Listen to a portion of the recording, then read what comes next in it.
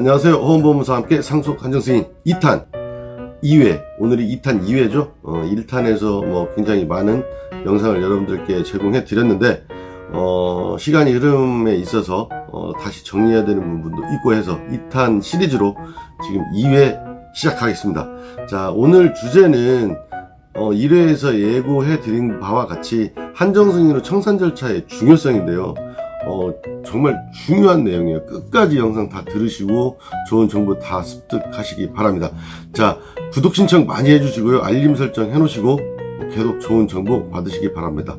자, 그러면 본격적으로 한정승인후 청산 절차의 중요성에 대해서 알아보도록 하겠습니다. 자, 여기 보시면 한정승인후 청산 절차 배당 변제의 중요성 이렇게 되어 있죠.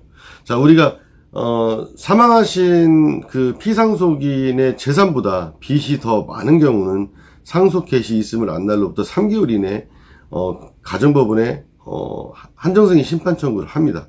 물론 가정법원이 설치되어 있지 않는 경우는 지방법원 가사과에서 하는 것이고요. 제가 관할법원 같은 것도 제 영상에 다 있어요. 근데 이제 여기 보시면 한정승인 심판 청구를 우리가 하고요. 그 다음에 한정승인 심판이 결정이 나면 그 심판문이 우리한테 도달을 합니다. 송달이 오죠. 전자로 하는 경우는 전자적 방법으로 송달을 받는 거고, 종이로 신청하신 경우에는 등기우편으로 결정문, 심판문이 송달이 옵니다. 자, 이 심판문이 송달을 받으시면 지체 없이 이제 청산 절차를 진행을 하셔야 되는데요. 기본적인 후속 절차는 송달 받은 날로부터 5일 이내에 신문 공고를 하고 각 상속 채권자들에게 채권신고 최고서를 보내게 되어 있는데, 채권신고 최고서는 이제 내용증명의 방법으로 보내는 거죠. 물론 나누어줄 재산이 없는 경우에는 채권신고 최고를 하는 내용이 불필요하고요. 오히려 쓰면 안 되는 것이죠. 그러니까 배당해줄 상속재산이 있느냐 없느냐에 따라서 이 내용증명의 내용은 달라지는 것이죠.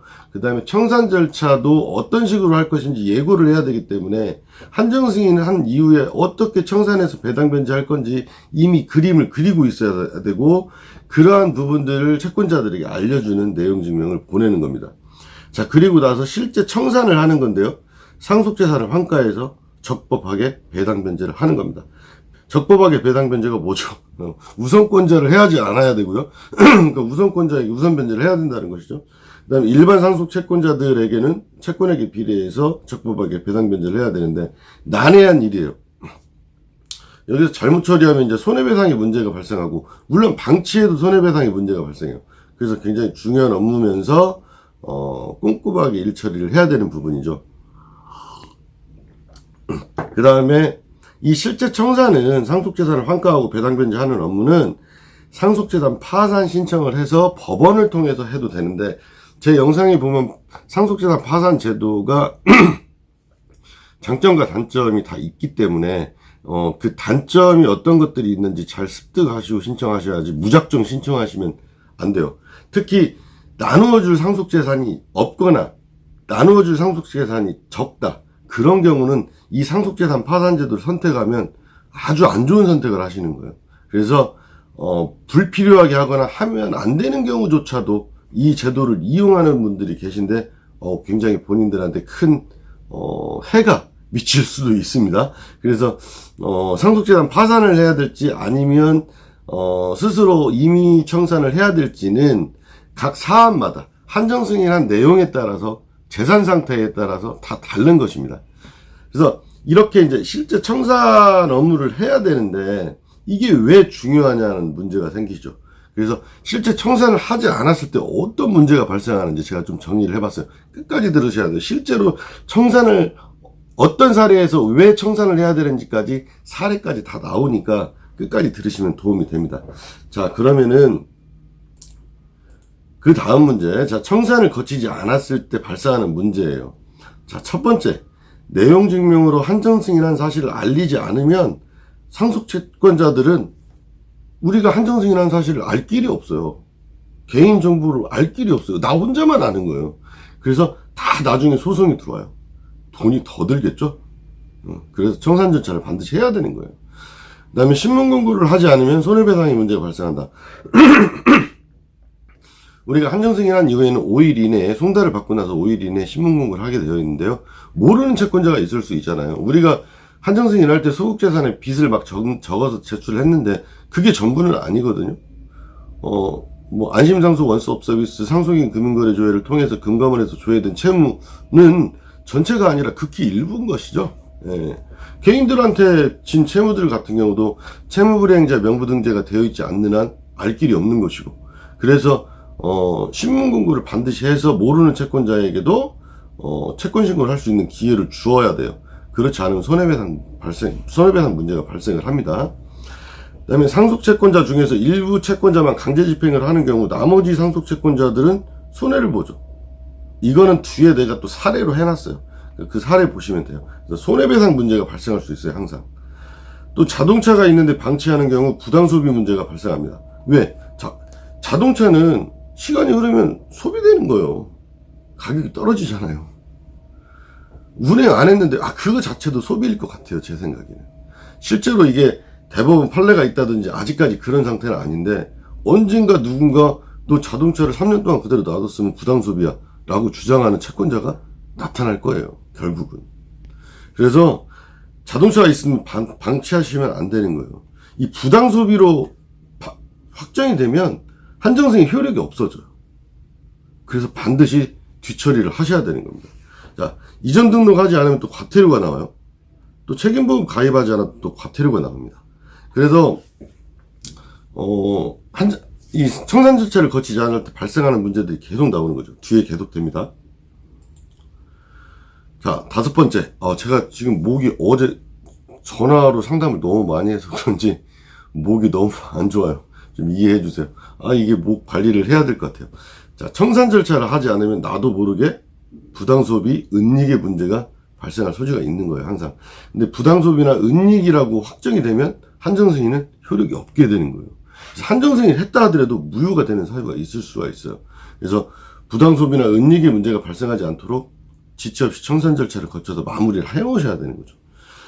그 다음에 한정승인 심판 청구 때부터 상속 비용을 상속재산 목록에 반영이 되어서 심판문에 나온 경우 청산 절차를 하지 않으면 상속 비용을 공제할 방법이 없어요. 또 내 스스로 손해를 볼 수 있는 거예요. 그 다음에 정리하지 않은 상태로 남겨진 상태가 지속이 되면 상속 채권자들도 부실 처리하지 않고 채권이 남아있는 것으로 계속 관리가 되고 있는 것이거든요. 그래서 애매모호한 상태로 남겨져 있는 거예요. 또 부동산이 있는데 방치하는 경우 일부 채권자만 강제 집행을 하면 나머지 채권자한테 손해가 발생해서 손해배상 문제가 발생해요. 요것도 뒤에 내가 사례로 뽑아놨어요. 그래서 결국 애매하게 불안한 상태가 또 유지되는 것이고요. 결국은 청산 절차를 하지 않으면 안 돼요. 반드시 해야 되는 거예요. 근데 이거를 하지 않는다기보다 이거를 진행을 못하는 이유가 여기에 대한 정보도 없고, 또 구체적인 사례에 따라서 이걸 어떻게 청산을 해야 되는지 이게 판단이 잘 안 되기 때문에 그럴 수가 있어요. 그러니까 이 상속 한정승인을 한 이후의 청산 절차는 법률적 지식도 매우 중요하지만 경험도 굉장히 중요한 거예요. 우리가 어떤 업무를 할 때 법률적 지식만으로 해결할 수 있는 업무가 있고, 어떤 경우는 굉장히 장기간 굉장히 노하우가 쌓인 경험이 있는 것이 중요한 업무가 있을 수 있어요. 근데 이거는 법적 지식과 경험이 모두 다 중요한 업무예요. 그래서 잘 하지 않으려고 하는 거예요. 근데 다 경험을 쌓다 보면 거기서 오류가 발생하지만 채워나가면서 오랜 기간 동안 경험을 쌓은 사람들은 할 수 있는 것이죠. 자, 그러면 이제 구체적으로 우리가 사례를 한번 볼게요. 자, 한정승인은 자동차가 있다. 시가가 1,000만원짜리 자동차예요.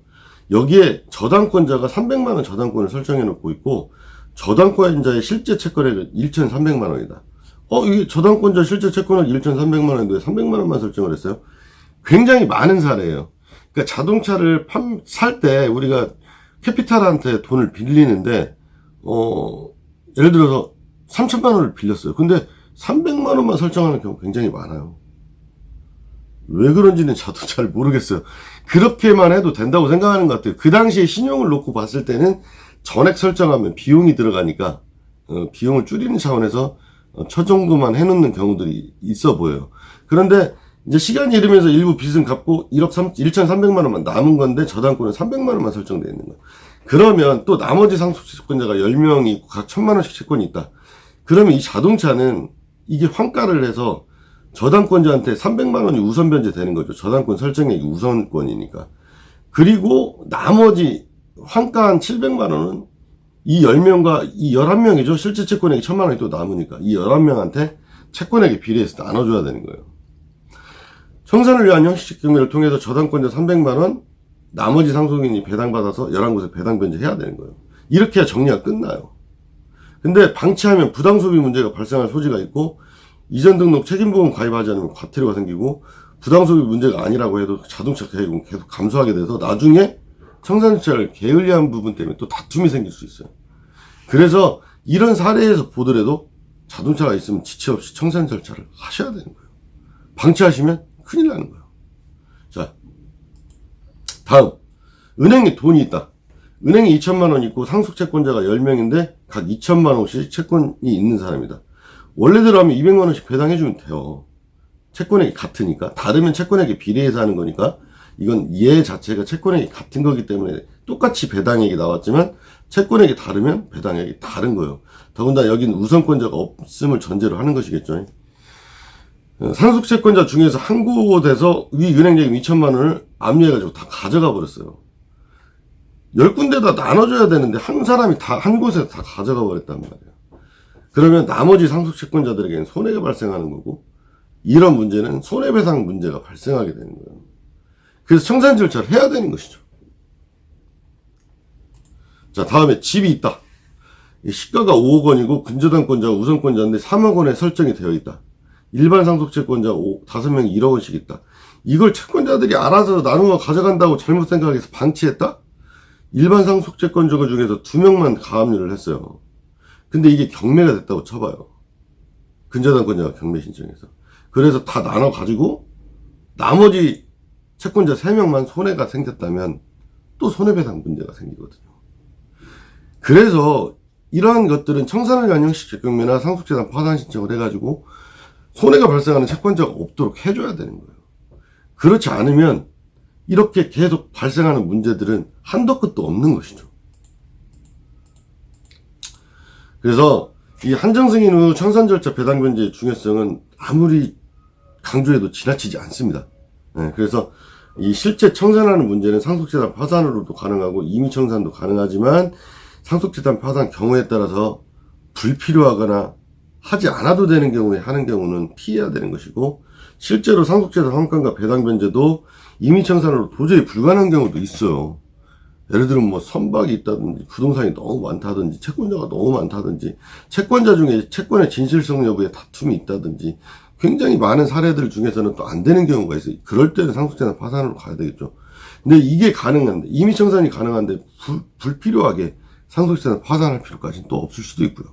그래서 각 사안마다 어떤 방식으로 청산을 해야 될지 한정승인 심판 청구하는 단계부터 이미 생각해놓고 한정승인 이후의 절차를 재빠르게 지체 없이 진행을 해야 되는 거죠. 그래서 오늘 한정승인 후 청산 절차의 중요성에 대해서 오늘 좀 영상을 여러분들께 제공을 해드렸는데, 구독 신청 많이 해주시고 알림 설정 계속 해놓으시기 바랍니다. 많은 도움이 됐으면 하는 바람인데 항상 부족한 느낌입니다. 앞으로도 더 좋은 영상을 만들어서 여러분들께 정보를 제공해 드리도록 하겠습니다. 허언법무사와 함께 상속 한정승인 2탄 제2회 오늘은 여기까지 하도록 하겠습니다. 감사합니다.